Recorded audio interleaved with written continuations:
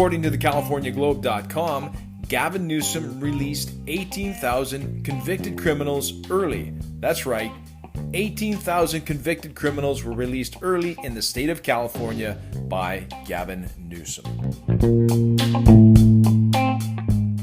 Another break-in. This one at LA's high-end shopping center, The Grove. Leaving store windows smashed, the suspect still at large after a police pursuit. It comes after a separate string of smash-and-grab robberies in Northern California. Get on the sidewalk! From the heart of San Francisco to suburban Walnut Creek. California Governor Gavin Newsom talked about how he wanted to decompress and ended up decompressing California's prisons.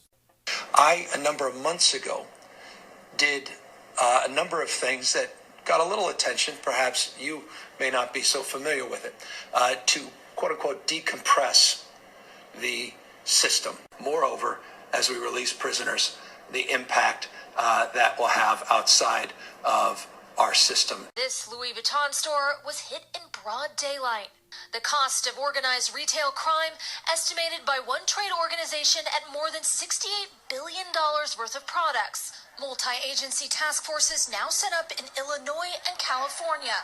What are we going to do when it comes to dealing with smash and grab? Are we going to confront it directly, or are we going to continue to placate and negotiate with these thieves and thugs that are growing in large numbers?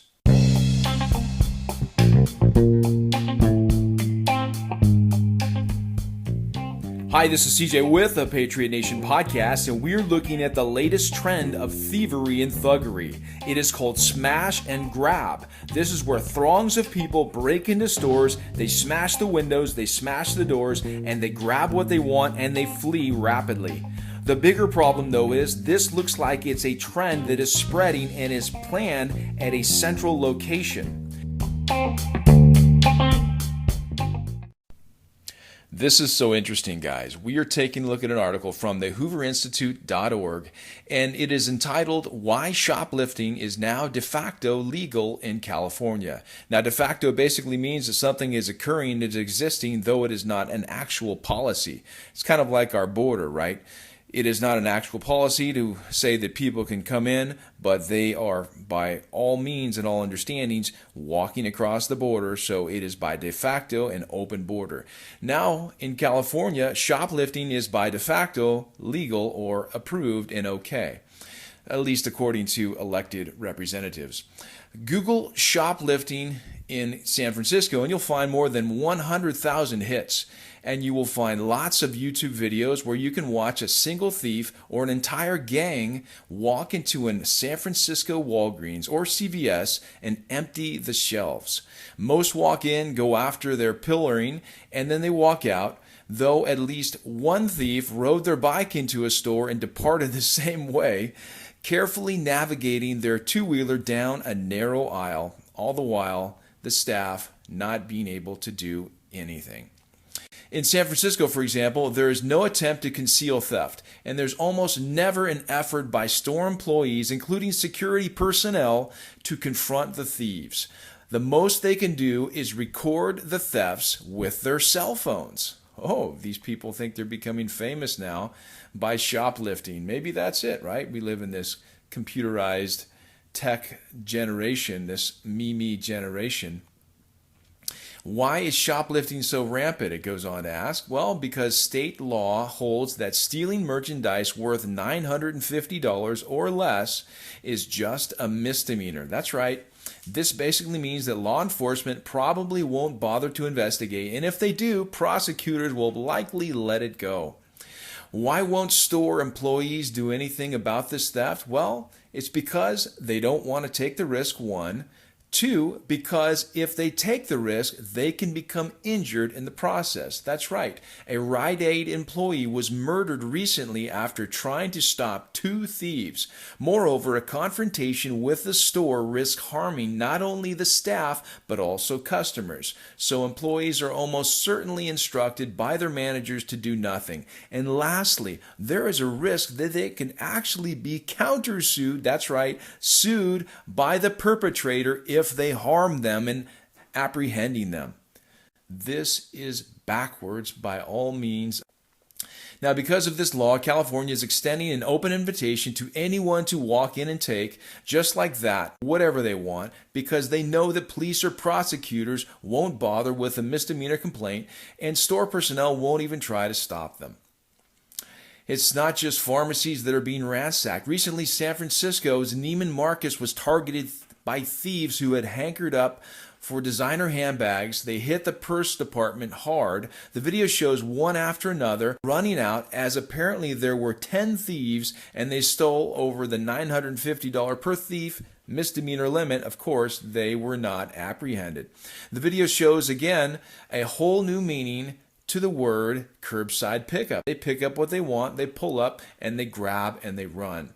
Basically, what's happening is, if you're one of those who identify Neiman Marcus as a needless markup, well, you know, those markups help cover the cost of theft insurance and stolen merchandise. That's right, they raise their costs, and those costs are passed down to the law-abiding consumers like you and me. It's absurd. It is absurd. I mean, it makes you wonder if the politicians are actually allowing this to go on by de facto as a means of redistributing wealth from the wealthy to the less wealthy, or maybe it is a form of reparations. I would not be surprised when you start to listen to some of the things that some of these kooks like Sleepy Joe and Gavin Newsom have been saying. San Francisco Mayor London Breed has certainly spoken out of both sides of her mouth, for example, leaving many to wonder whose side she is really on, the citizens or the looters. In a Zoom racial justice forum with Police Chief William Scott, Van Jones, and Board of Equalization Chair Malia Cohen, Mayor London Breed laid out 4 reforms coming to the San Francisco Police Department. They include demilitarizing the police of military-grade weapons, limiting SFPD response to nonviolent situations, addressing police bias, redirecting funds to disenfranchised communities. These are ideas that are not new, but I believe at this point in time, there's an appetite, there's a realness, there's a real commitment, and we got fresh leadership. Think about this. The mayor vowing to limit vehicle access to the area. There will be traffic delays because we can't continue to allow people to freely flow in and out of this city, commit these acts, and get away with it. Are they trying to, by de facto, impose or enact reparations? According to an August 2020 article from the CaliforniaGlobe.com, Gavin Newsom, the governor of California, released 18,000 convicted criminals early. That's right, 18,000 convicted criminals were released early in the state of California by Gavin Newsom. A number of months ago, did a number of things that got a little attention. Perhaps you may not be so familiar with it, to quote-unquote decompress the system, meaning to provide space. New video tonight of another Bay Area smash and grab. This one at a boutique in Oakland. A group of more than 30 people broke into the store, stole all the merchandise. The store, called Prime, says the security gate was ripped off its frame. According to them, this is the second time the past month the store's been robbed. The small business is fundraising to help recover.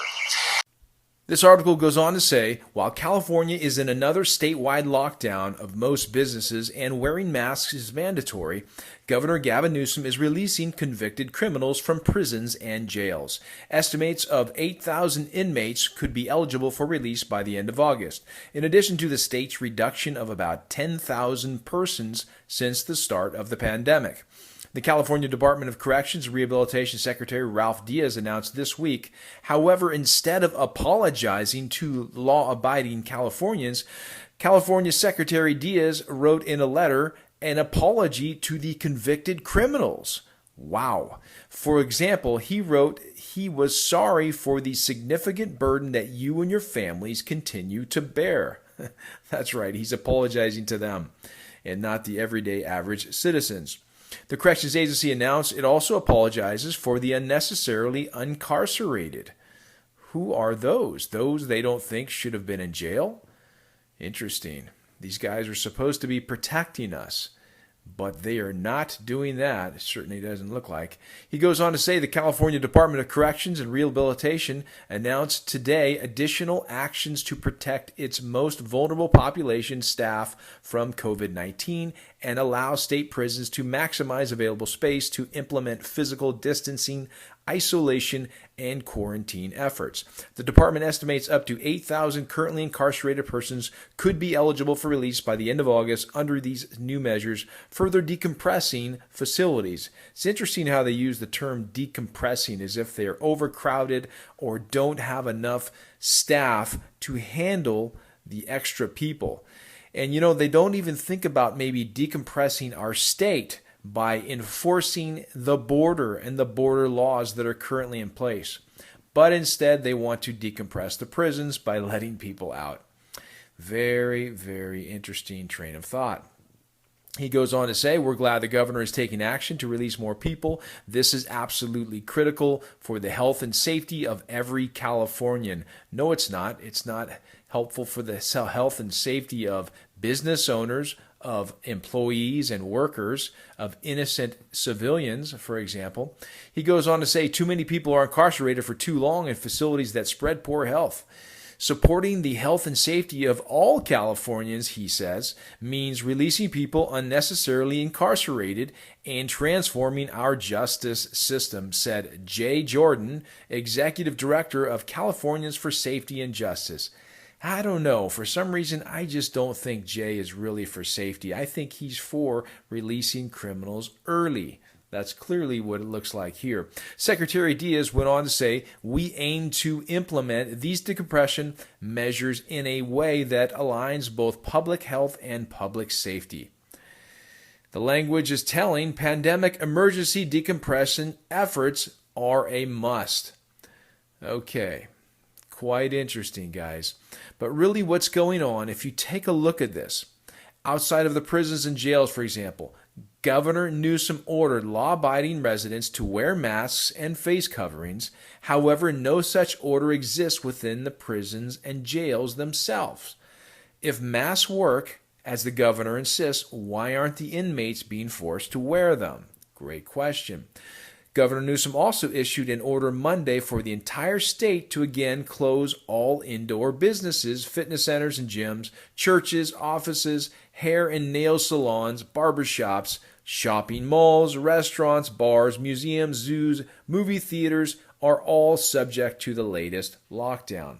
While businesses are forced to close again, the governor is letting another 8,000 inmates out of prison for a grand total of 18,000 convicted criminals on the streets. Incredible. Throughout the state, Democrat mayors and city councils are calling for the defunding of the police. People who do not even live in these dangerous inner cities are demanding police budgets be cut.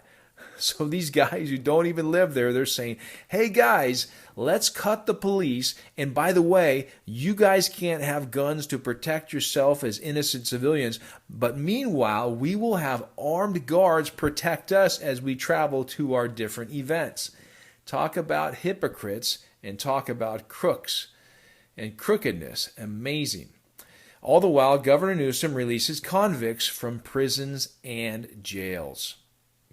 Well, there you have it.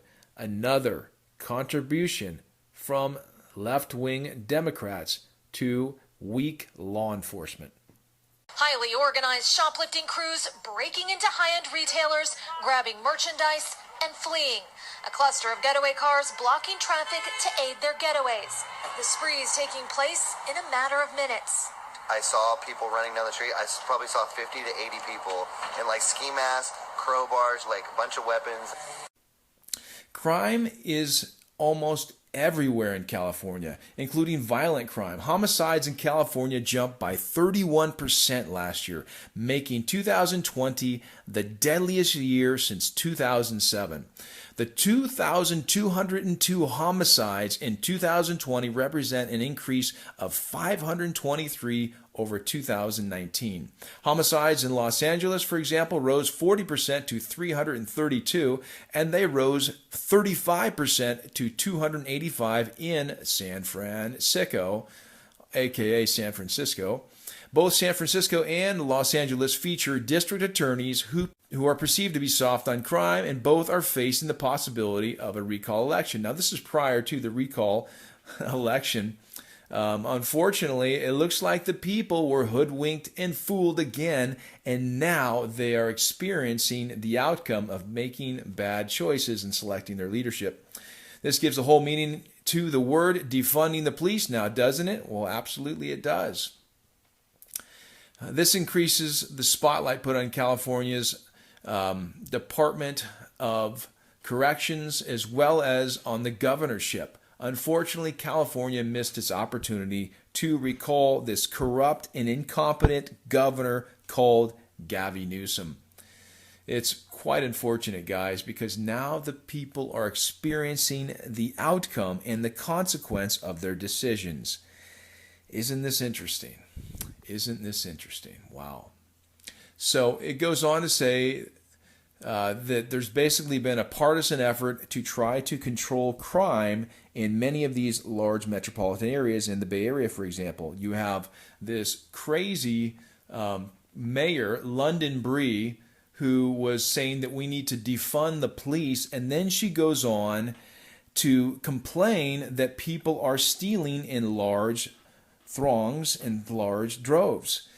And then you have stores, for example, such as Walmart, who've said they're going to shut down because of the excessive thievery taking place in their stores. And London Bree gets mad at them for wanting to shut their stores down because they're losing money. Well, let's take a look at that article now. This is actually quite interesting. It is featured here by NBC News. Walgreens closing 5 more San Francisco stores over shoplifting fears. Walgreens said Tuesday that it will close 5 more stores in San Francisco next month because of organized retail theft. That's right, organized retail theft. This isn't sporadic, guys. This is organized retail theft in another blow to the city, which has earned an embarrassing reputation for widespread and brazen shoplifting.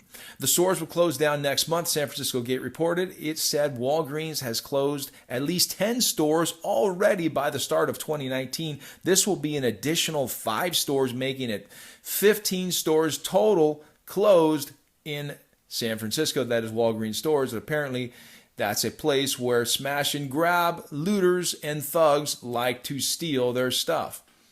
Retail theft across our San Francisco store has continued to increase in the past few months to 5 times our chain average. Wow. Because of large increases in security, the Walgreens spokesman said, "We're not certain what we're going to do because we cannot afford to continue to increase our security and still be hit hard by these thugs and thieves." The San Francisco supervisor, Ashua Safia, said that she was devastated by the loss of the Mission Street store that has been a staple for seniors, families, and children for decades. She said, "This is a sad day for San Francisco," and she said that we cannot continue to let these anchor institutions close and that so many people rely on. Last year, Walgreens closed 1 store where the chain said it was losing $1,000 a day to thefts. Frustration and fear over thefts have fueled a widely circulated image of shoplifting caught on video. This summer, shoplifters in mass carrying armfuls of designer handbags sprinted from a downtown Neiman Marcus store and into getaway cars.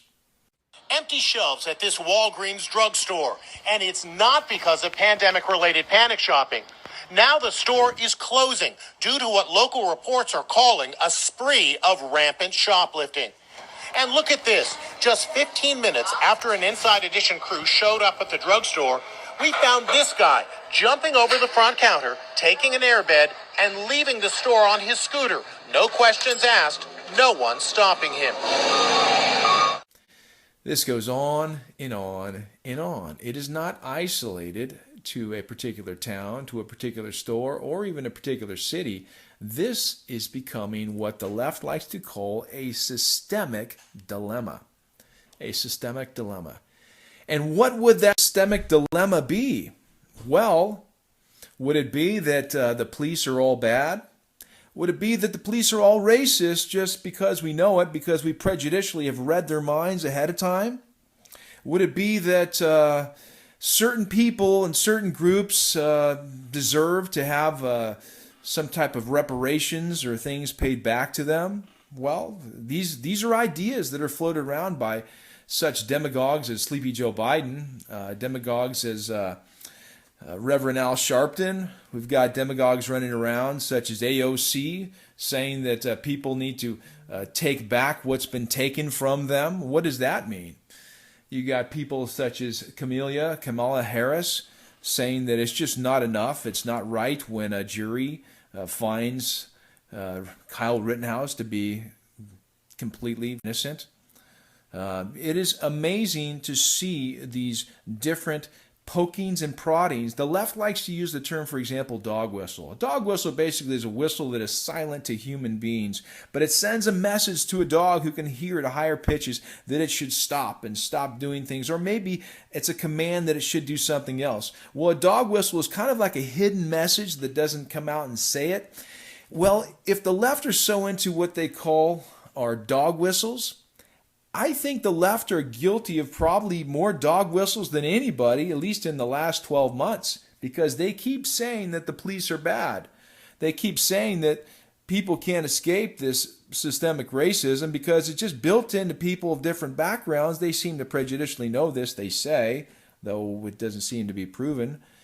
They have all of these different opinions on things, and they sound like they are dog whistles that basically say it's okay to go out and loot and take and beat and hit and just have a big old tantrum. This is the left of 2021, and we're approaching 2022 very soon here. You know, it reminds me of the scripture, because some of these things here, you cannot even, you couldn't make this stuff up. It sounds almost like a Clint Eastwood or a Charles Bronson movie script where the bad guys have taken over the city and it's become so overdone. You're like, oh wow, this is just really, they're pouring it on heavy and thick here, and they're overdoing it. They're exaggerating. But this is actually real life, guys, and it is more extreme than what would be a Charles Bronson or a Clint Eastwood movie script. This is out of control. And when this happens, I believe it's time to open a source of knowledge and wisdom much greater than us. And I refer to the scriptures, the Holy Bible. In the book of Proverbs 29:22, it says, when the righteous are in authority, the people rejoice. But when the wicked beareth rule, the people mourn. Think about it. When the wicked rule, the people mourn. I believe that is what's happening now. The wicked are people, I believe, who are dishonest as a way of life, who lie repeatedly, whether it's to win elections or whether it's to manipulate people to take vaccinations on a massive level, or if it's to try to create demagoguery so you can get more votes. You say this group is bad because of their ethnic background and these groups are good because of their ethnic background, when we all know in reality every person's an individual. But when these demagogues, these wicked rulers use this type of deception and division, and they pit groups against one another, what happens is it's causing an instability for the society. And we are seeing the outcome of it right now when you see this massive growth of smash and grab crime going on with central organization throughout multiple cities.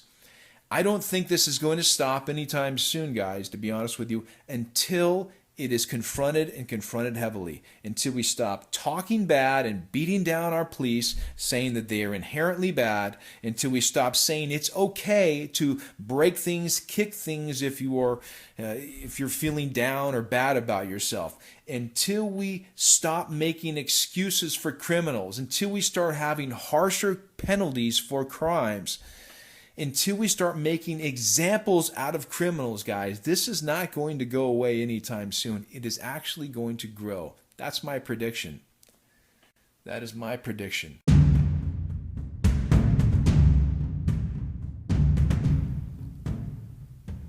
People will be lovers of themselves, lovers of money, boastful, arrogant, abusive, disobedient to their parents, ungrateful, unholy, unfeeling, uncooperative, slanderous, degenerate, brutal, hateful of what is good, traitors, reckless, conceited, and lovers of pleasure rather than lovers of God. 2 Timothy 3. There is a guy who is a news crew bodyguard, and his name was Kevin Nishita. And Kevin Nishita, matter of fact, this is from thedailybeast.com. It says, news crew's bodyguard killed by armed robbers while covering a Bay Area robbery. This guy was a former police officer, former Bay Area police officer. He actually was a police officer in San Jose for the San Jose PD, and then a few other departments as well, too. He left behind a wife, 2 children, and 3 grandchildren. This actually just happened within the last few days. A security guard working for a California news station died on Saturday, days after he was shot by armed robbers while protecting a news crew reporting on a recent armed robbery. That's right. They were coming in and trying to steal the equipment of the news crew. And this security guard tried to intervene, and they shot him, and he ended up suffering from his wounds. They brought him to the hospital. He ended up deceasing. He died from his wounds. These scumbags, these thugs, have killed now a security guard, Kevin Nishita. Horrible. When someone attempted to steal their camera gear, Nishita attempted to block the assailant, but was shot in the lower abdomen. He was taken to a hospital in critical condition while a bystander was treated for shrapnel wounds. Police attributed the attack to an extremely violent week in Oakland and urged those with knowledge of the incident, yeah, like they're going to rat each other out, huh? No, with knowledge of the incident to come forward. The station also is offering a $32,000 reward for any information leading to an arrest. The senseless loss of life is due to yet another violent crime act in the Bay Area. That was from CRON4's Vice President Jim Rhodes. He said this in a statement. He said, "We hope that offering a reward, this will help lead to the arrest of those responsible so they can face justice for this terrible tragedy." And that's what we have going on, guys. We have basically a famine of justice. A famine of justice. And as a result, people are seeing that it is more rewarding to break laws, hurt people, blame others for their problems, and act out in action and violence than it is more rewarding to do that than it is to not do it. And the consequences are not being presented forward as such that if they do it, they're going to be hit hard. Local outlets in the Bay Area have repeatedly used security guards while on the field of assignments due to a spate of thieves targeting camera equipment, ABC 7 reported. Businesses in the Bay Area are also reporting beefing up security after a string of high-profile robberies, including smash-and-grab jobs to Louis Vuitton store in popular Union Square and Nordstrom's in Walnut Creek. Police believe the recent string of robberies may be related, probably. And San Francisco District Attorney Kisa Baudin said his office has charged 9 people with felonies related to theft. Ooh, 9 people. Interesting. I heard one of these cases, they said up to 80 were storming into a store, organized, masked. Another one reported that 30 of them ran into a store, again, organized and coordinated. Goes on to say, Nishita previously worked with Star Protection Agency, one of the largest private security firms on the West Coast, and he was honored by the Alameda Sheriff's Office for his past service as a police officer. It goes on to say, we mourn the loss of retired police officer Kevin Nishita, who honorably served our Bay Area community. He was protecting and guarding a local news crew when he was senselessly murdered. Today, we escorted his body from the hospital with full law enforcement honors. God rest his soul, and God protect his family. So unfortunate. Goes on to say, tributes poured in from CRON4 reporters and others who knew Nishita. Many of them praised his kindness and condemned the senseless violence that took his life. He died protecting one of their own, a colleague reporting on the very violence that took his life, said Mark Neerman, director of a local affiliate, KPIX, for which Nishita had previously worked. I don't I know you join me in sending condolences to his family and in sending thanks for Kevin for standing up for us all. KRON4 reporter Will Tran tweeted how his heart is broken. And he remembered his friend Nishita. I'm scared for me. I'm scared for my colleagues, he wrote. He was our friend and he is now gone. Interesting stuff, guys. Interesting times. Quite amazing. Now let's go on here and take a look at what's going on a broader scale. $1 billion worth of products. Multi-agency task forces now set up in Illinois and California. These are crimes of opportunity, but they're very well organized, and they need to be held to account. Some current and former law enforcement officials blame downgraded laws that have made crimes that were previously felonies into misdemeanors, saying it discourages police pursuits for nonviolent crimes. Until there's a response, until there's a political will and legislative efforts to support police efforts to stop this sort of activity, we're going to see it proliferate and continue. Bay Area retail robberies timeline and latest police updates.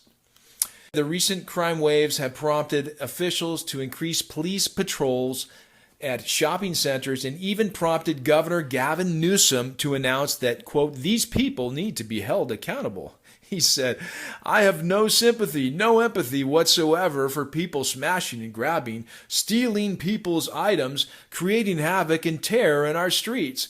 Newsom goes on to say, of course, politically motivated, I say on the side, none, period, full stop, he goes on to say. We want real accountability. We want people prosecuted. Yeah, wasn't it you, though, bud? Wasn't it you, Gavin Newsom, who let 8,000 or more people out of the penitentiary, of the prisons during COVID-19, during the lockdowns? Wasn't it you, Gabby, who let these people out and people were scratching their heads wondering why? And now we've got this massive spike of robberies going on, and you don't think that maybe there is a slight contribution? Come on, connect the dots. He goes on to say, we want people to feel safe this holiday season. Yeah, he wants that. He wants his poll numbers to stay nice so he doesn't get flack. He doesn't care. This guy does not care, clearly. He has disregarded the will of the people repeatedly and then promised them a bunch of fake goodies that he does not deliver on. Let's look at this timeline, okay? Timeline of Bay Area retail robberies. 8:41 p.m. Tuesday, November 3rd. Police said suspects arrested following an attempted theft in Macy's department store in Valley Fair in Santa Clara. Monday, November 22nd, around 30 people were seen in surveillance video rushing into Prime 356 in downtown Oakland and clearing out its inventory. 1:20 a.m. on Monday, November 22nd, police say a group broke into the Stone Ridge Mall in Pleasanton. Before midnight Sunday, November 21st. Dozens of thieves targeted a high-end consignment store in Palo Alto. 6:30 p.m. Sunday, November 21st. Again, a group of suspects take off with merchandise at Lululemon in Santana Row. Matter of fact, a friend of mine works in that area, and he said it was within 3 minutes they stole $30,000 of loot at that store. Goes on to say 5:30 p.m. Sunday, November 21st, smash and grab robbery at Sam's Jewelers inside Hayward's Southland Mall. 9 p.m. Saturday, November 20th, dozens of thieves ransack Nordstrom in Walnut Creek. 8:10 p.m. again. This is Friday, November 19th. Smash and grab robbery reported at Louis Vuitton store in San Francisco Union Square. 2:10 p.m. Wednesday, November 17th, group uses bats and hammers to break glass counter at a jewelry store in Fairfield, Solano Town Center, police say. 7:30 p.m. Monday, November 15th, a group of 9 armed with hammers smash jewelry cases and take off with merchandise at the Sun Valley Mall in Concord. This goes on and on and on. Suspects were arrested. Not enough of them, of course. Small numbers. Quite amazing stuff. I'm going to give you an example of something that happened. Matter of fact, I have a business I run. I'm not going to go into details. Some of you may know what it is. And my business involves renting a space, a warehouse space. And our landlord recently, unfortunately, his wife passed away about a year ago at the beginning of COVID, a year and a half ago. And it wasn't due to COVID. She had other complications, other health issue going on. She didn't even have COVID. And unfortunately, he lost his wife. He does not have any kids. And the guy has property, and he has antiques he keeps. I'm not going to go into detail about that, say his name or anything like that. I'll just say Mr. P. Well, Mr. P basically had he had a former worker. The guy went to jail, and he was renting to some people. Apparently, some of them got into drugs. He had another property in the downtown area.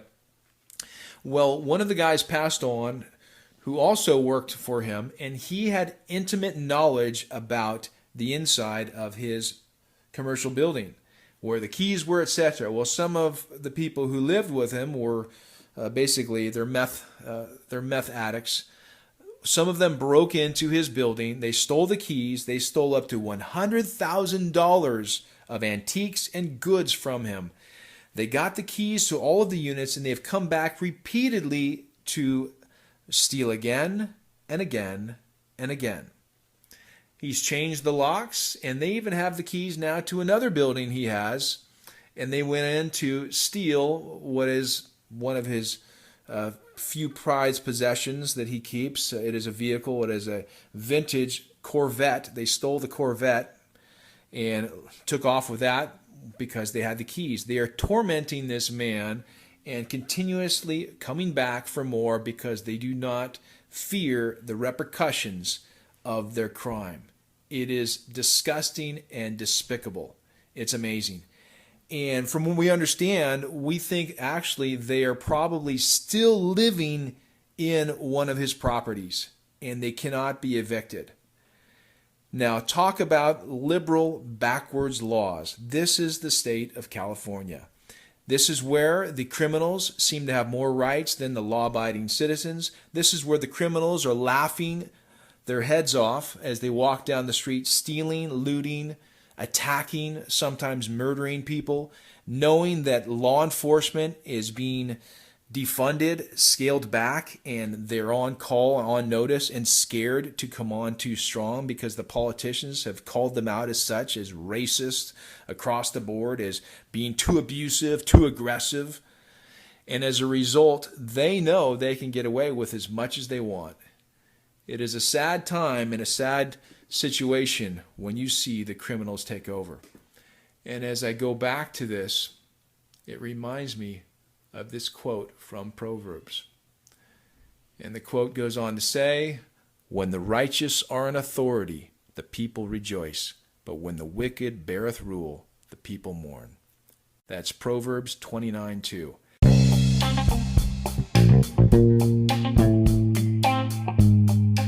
It'll be interesting to see what goes on in this ongoing saga. Thank you for joining us for the Patriot Nation podcast. Take care, God bless, and I look forward to speaking with you next time.